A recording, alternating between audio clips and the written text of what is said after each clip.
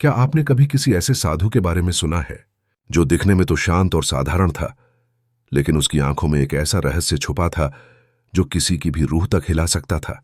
और क्या आपने कभी सोचा है कि 3 मासूम लड़कियों की जिंदगी एक जंगल में रहने वाले अनजान साधु से कैसे टकरा सकती है? यह कहानी है एक अजीब और अनकही मुलाकात की जो किसी किताब में नहीं मिलेगी और शायद सुनकर भी यकीन न हो। यह कहानी शुरू होती है उत्तराखंड के एक छोटे से गांव से, जहां पहाड़ों की ऊंचाइयों में छुपा एक प्राचीन जंगल है। कहा जाता है कि उस जंगल के बीचों बीच एक टूटी फूटी कुटिया है, जहां पिछले 30 सालों से एक साधु रह रहा है। लोगों ने उसे कभी किसी से बात करते नहीं देखा, न कभी किसी मेले में, न मंदिर में। गांव वाले बस इतना जानते थे कि वो साधु किसी जमाने में बहुत बड़ा था, पर किस चीज में ये कोई नहीं जानता। इसी गांव में 3 दोस्त लड़कियां थीं, अनुष्का, रिया और मानसी। तीनों कॉलेज की पढ़ाई से छुट्टियों में गांव आई थीं और हमेशा की तरह कुछ नया, कुछ रोमांचक करने के मूड में थीं। एक दिन जब गांव में बिजली चली गई और रात की खामोशी पहाड़ों से टकरा रही थी, रिया ने एक मजाक में कह दिया, चलो उस साधु की कुटिया देखते हैं। कहते हैं ना, जिसने उसे देखा उसकी जिंदगी बदल गई। पहले तो अनुष्का और मानसी हंस पड़ी, लेकिन धीरे धीरे मजाक हकीकत बन गया। अगले दिन सुबह सुबह तीनों बिना किसी को बताए जंगल की तरफ निकल पड़ी। रास्ता मुश्किल था, कांटे, कीचड़ और डरावनी खामोशी, लेकिन तीनों लड़कियों का हौसला मजबूत था। 2 घंटे बाद जब सूरज सिर पर था, उन्हें दूर से धुएं की एक हल्की सी लकीर दिखाई दी। रिया ने कहा, लगता है वही कुटिया है, और तीनों तेजी से उस दिशा में बढ़ीं। जब वे कुटिया के पास पहुंची तो सामने जो दृश्य था उसने उन्हें कुछ पलों के लिए जड़ बना दिया। वहां बैठा साधु, पूरी तरह शांत। उसकी आंखें बंद थीं, लेकिन ऐसा लगता था जैसे सब कुछ देख रहा हो। उसके चारों तरफ धूप, जड़ी बूटियों की खुशबू और हवा में एक अजीब सी शांति थी। अनुष्का ने सबसे पहले हिम्मत की, नमस्ते बाबा, हम आपसे मिलने आए हैं। साधु ने धीरे से आंखें खोली। उसकी आंखों में एक गहराई थी, मानो किसी ने सदियों का दुहक उसमें भर दिया हो। उसने कुछ नहीं कहा, बस तीनों की तरफ देखा और मुस्कुराया। उस मुस्कान में डर भी था, रहस्य भी, और कुछ ऐसा जो तीनों को बेचैन कर गया। साधु बोला, जो खोजने आई हो उसका सामना करने को तैयार हो। तीनों सहम गईं, लेकिन फिर रिया ने कहा, हम सिर्फ आपको जानना चाहते हैं बाबा, आपके बारे में गांव में बहुत कहानियां हैं। साधु चुप रहा। कुछ देर बाद उसने पास रखा एक पुराना लकड़ी का डिब्बा खोला और 3 पत्थर निकाले। 3 अलग अलग रंगों के पत्थर, लाल, नीला और सफेद। उसने कहा, इनमें से हर पत्थर एक कहानी है और एक परीक्षा।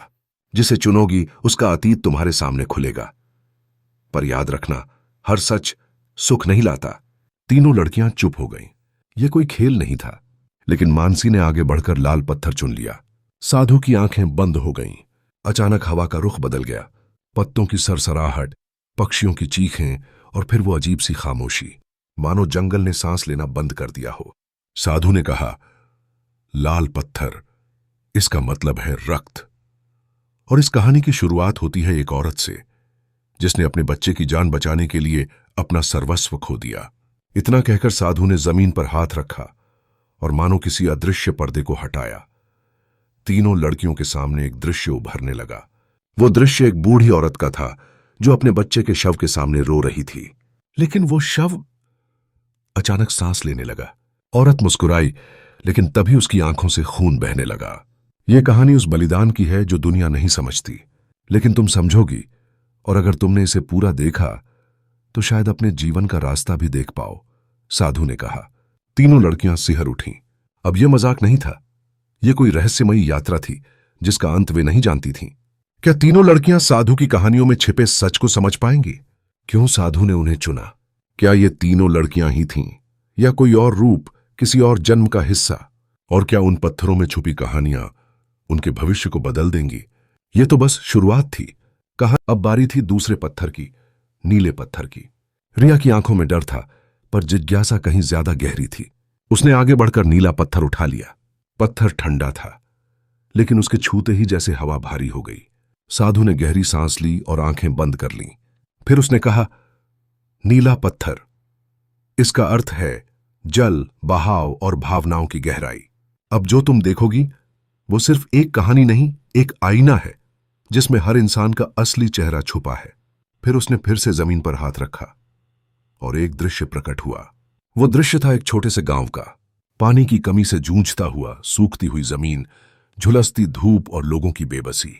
लेकिन इन सबके बीच एक लड़की थी, शिवांगी। वो दिन रात गांव के लिए पानी लाने की कोशिश करती थी, कभी 5 किलोमीटर दूर झील से, कभी बारिश की उम्मीद में आसमान की तरफ टकटकी लगाए।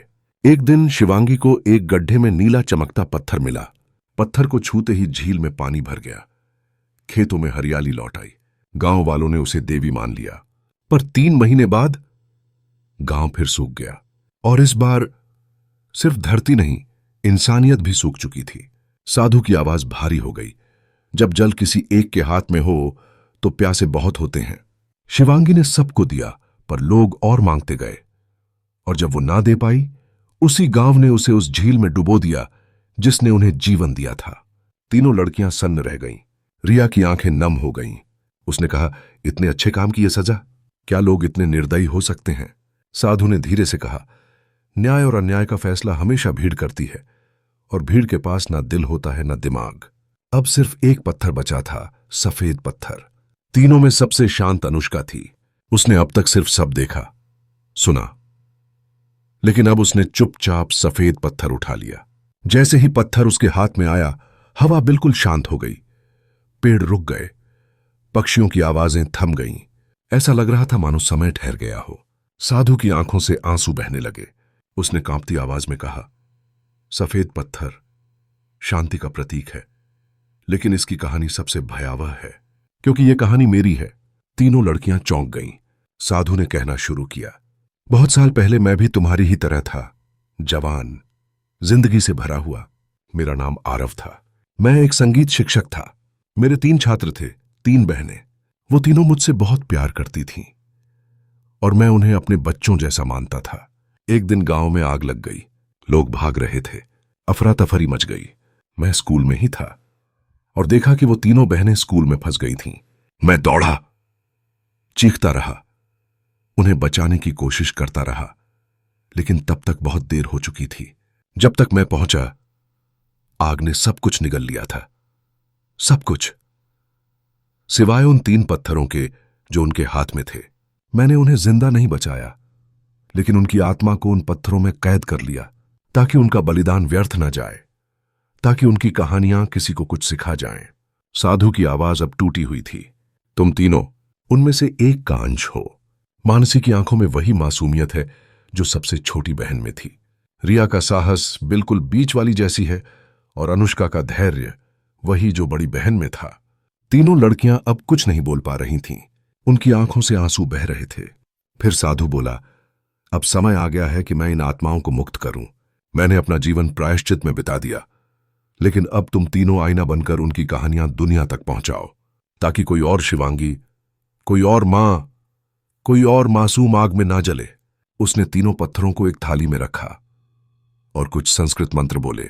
आसमान में बादल छा गए, हल्की बारिश शुरू हुई, और पत्थर धीरे धीरे पिघलने लगे। एक तेज रोशनी हुई, और फिर बस शांति। साधु अब अपनी जगह नहीं था, बस वो थाली रह गई, और तीनों लड़कियां जिन्हें अब एक नई जिम्मेदारी मिल चुकी थी। उनकी आंखों में आंसू थे, लेकिन अब डर नहीं था। अब उनके दिलों में वो कहानियां थीं जो दुनिया को बदल सकती थीं, और यही थी उस साधु की आखिरी कहानी। कभी अगर आप किसी साधु को देखें तो उसकी आंखों में झांकना जरूर। क्या पता वहां भी एक ऐसा रहस्य छुपा हो जो सदियों से किसी को सुनाए जाने की राह देख रहा हो। अगर आपको ये कहानी पसंद आई हो तो इसे जरूर शेयर कीजिए, क्योंकि कहानियां तब तक अधूरी रहती हैं जब तक उन्हें कोई सुनता नहीं। धन्यवाद।